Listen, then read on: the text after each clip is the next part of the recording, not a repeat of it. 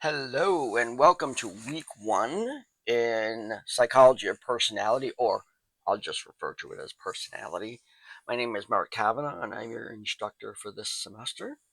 And these videos that you're looking at right now, well, this video is one in a series of videos that I will be posting every week to go over what we're doing that week, the content, any discussions, quizzes, assignments, and providing some clarity. It's not meant to be a lecture or anything, but I will be talking about whatever I think is important for you to know as you're being successful in this class. So if you haven't taken a class from me, then I thought it would be important to go over some of the ways in which that I teach online.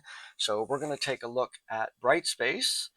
So here's our course without the current posting for this video, and so you obviously have seen this before.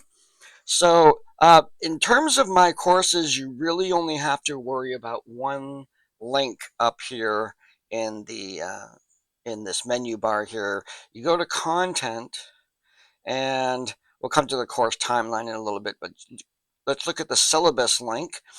And what you're going to find there is a description of the course, a little video on navigating Brightspace if you've never done that before. And this part right here, very important part, this is a link to the course book for this class and the optional textbook. Now, the course book is a digital or print. It's available on Apple Books for your iPad, iPhone, and Mac. And then you can also get it on Amazon, and I believe it's also in the bookstore in print form. Now, it's a book that has chapters, and each chapter is like a lesson plan, and it introduces you to the different aspects of personality. It actually aligns with the optional textbook, each chapter referring to the same chapters in the book. My course book contains all the lectures, the resources, videos, links to articles, and descriptions of the assignments. Those don't exist within Brightspace. They exist within that document. So you'll be using that document to read and engage in the material and to prepare all of your assessments, those assessments in the form of discussions, quizzes, and assignments, and then logging into Brightspace to participate in the discussions, answer the questions on the quizzes, and post your documents for the assignments. So an important component of my class is the content isn't on Brightspace. That's where you're just interacting and submitting things. So you scroll down a little bit here, and there's a little bit about me, a little video I did uh, about who I am, and below here will be the course syllabus. You can review that. Now, the other link that you have to the only other link you have to really worry about is the course timeline. Now, what this does, this puts together, there's some general links here. There's a course lounge for off-topic conversation. There's a discussion board for course questions. There's a little intake form that I have you fill out if you want. Tell me about your learning and your access to technology and whatnot. And then from this point, each week is outlined what chapter we're going to be covering and then the assignments that are due in that particular week. So here in our first week, we're going to be covering chapter 1, an introduction to personality. And there are 2 discussions, chapter 1 discussion A, chapter 1 discussion B, a quiz, and an assignment. And you see next week we'll be doing chapter 2. You look at chapter 3, we're actually going to be doing chapter 3 and chapter 4. And so sometimes there's more than one chapter in a week. So this is your planning document. This is how you're going to plan out your journey through this class. Is going to be on here. This is also a live document. I could make changes to here. I'll always announce stuff if I'm going to move stuff around, or let's say, like I just noticed that the KVCC spring break is in this calendar. I neglected to check when the UMA spring break is, so I might have to move something around to if your spring break is in a different week. So this is not something to necessarily print out. You can certainly, but understand that I might move some things around. It's pretty rare, and I'll make sure that you understand that pretty well. That opening page that has the announcements in it, I use that daily. Every time I grade something, if I make any changes to the class, if I find something interesting related to personality, I'm going to post it in that announcement section. So that's a really good place to go every day to keep in touch with what's going on in the class. Now, I mentioned the course book. So let's take a look at the course book for this class. I have it in digital format here. So this is the cover of it's in the 5th edition. This is the book that I wrote. And it starts off with just some front matter about here's an index to the material. There's 20 chapters. So obviously a lot of times, and if you're going to put this over 14 weeks, you have to have a lot of weeks where you're covering more than one chapter. You'll notice too that there's a strong cultural perspective on here, looking at the cultural aspects of personality theory and development. There's a section on how the course books work, the different things that are in there, how I designed them, the alignment with the outcomes of the American Psychological Association, and the alignment of assignments with the American Association of Colleges and Universities value rubrics. This is assessment material. And then what I've done in terms of additions, changes to this edition, listed right there. There's me, and then we enter into chapter 1. Now, each one of the chapters is divided into 4 sections. The first section is attention, second section is learning outcomes, third section is teaching, and the final section is assessments. And it's an acronym that says ALATA. So that format is of every chapter is going to be a lot of chapters. So so you approach each chapter, you're looking at the timeline, you're seeing what's due for this week. You go into the course book, read all that material, get to the end of that chapter, and that's where it describes the assessments. So let's take a look at chapter 1. We make our way through chapter 1. There's an attention section on personality. I go into my theory that I'm developing called puzzle pieces, a little bit about that. And then here's the learning outcomes for this particular chapter. And then we get into the content, defining personality, factors that contribute to the development of personality, different theories here. We're starting to look through psychodynamic theory, learning and cognitive theories, biological factors, sociocultural factors. Here's a chart of genetics.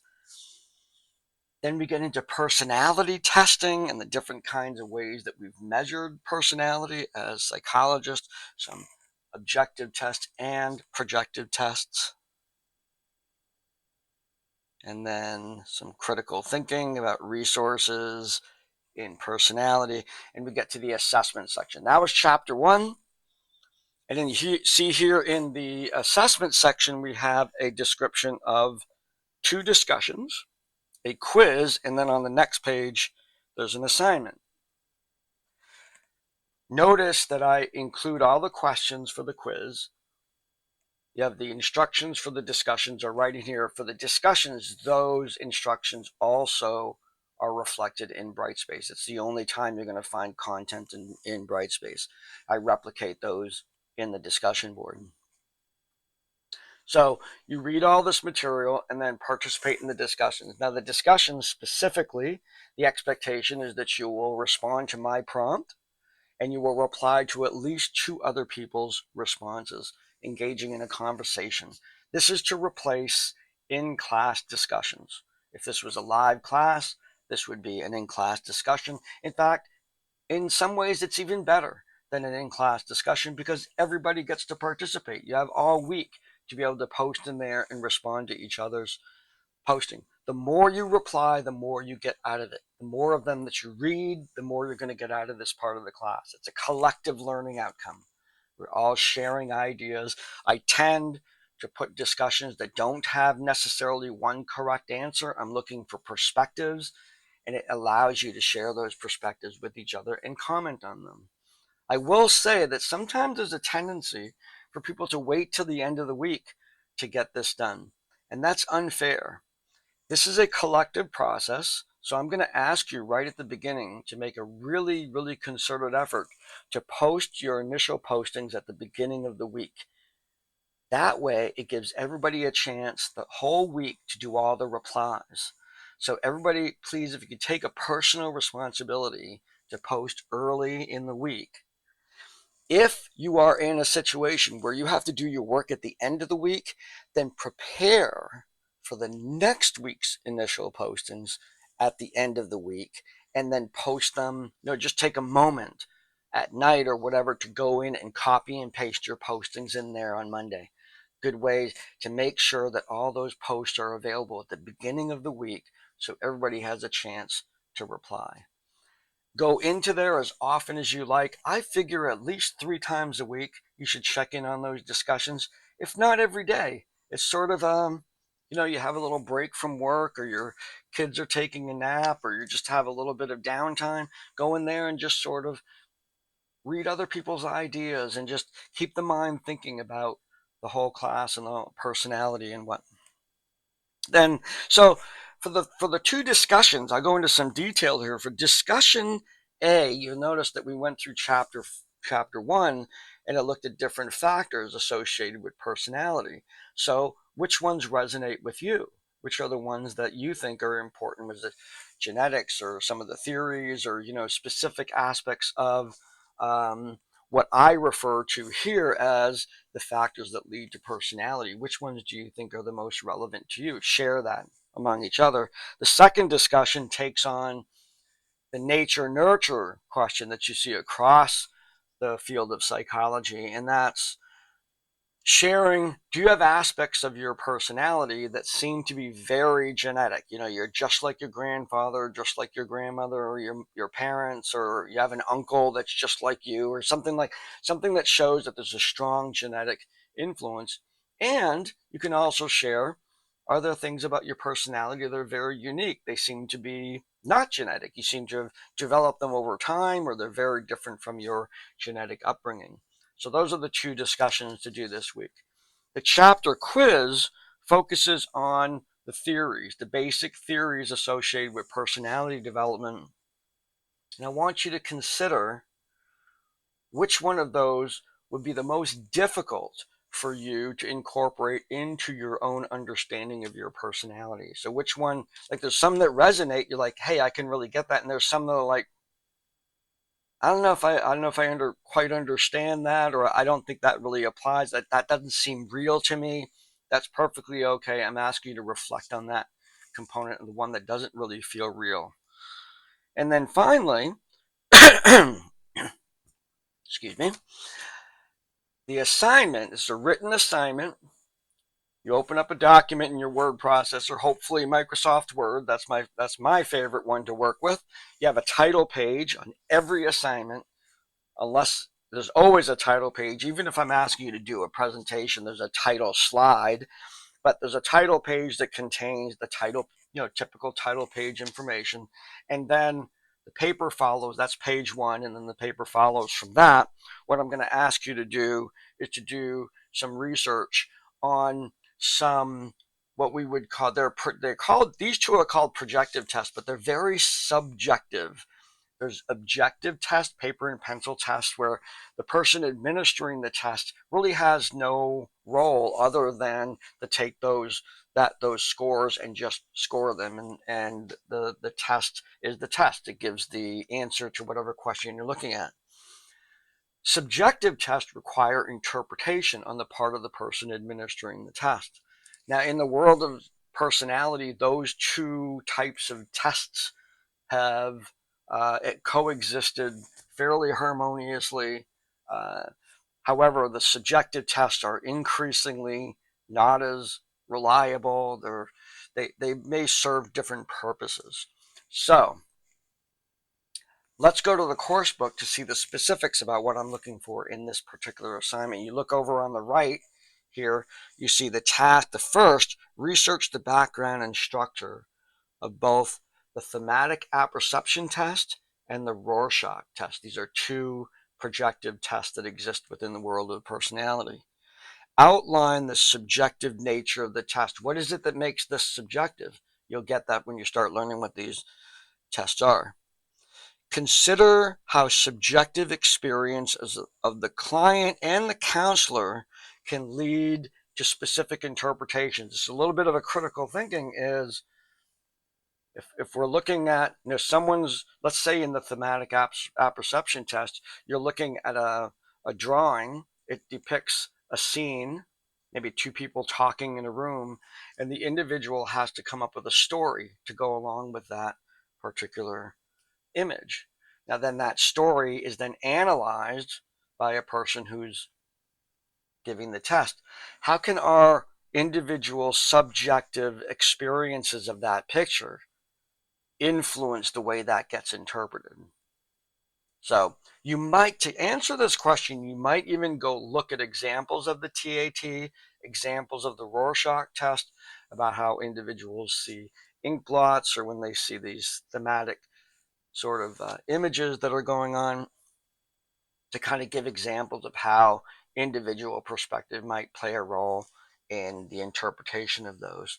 And then finally, number 4 there is outline potential useful applications of both of these tests. This is, again, a little bit of critical thinking. These tests are rarely used. They're still used, but they're used rarely. But looking at the subjective nature of this, how do you think these could be useful? Again, a critical thinking sort of notion here about how these subjective tests might actually have some really positive use.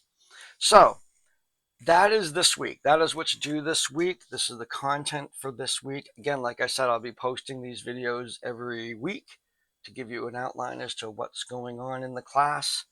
I'm looking forward to this class. I had a really good semester. I think I have some repeat people from my Psychology of Adulthood class. I know I do have some repeat people. Good to see you folks again.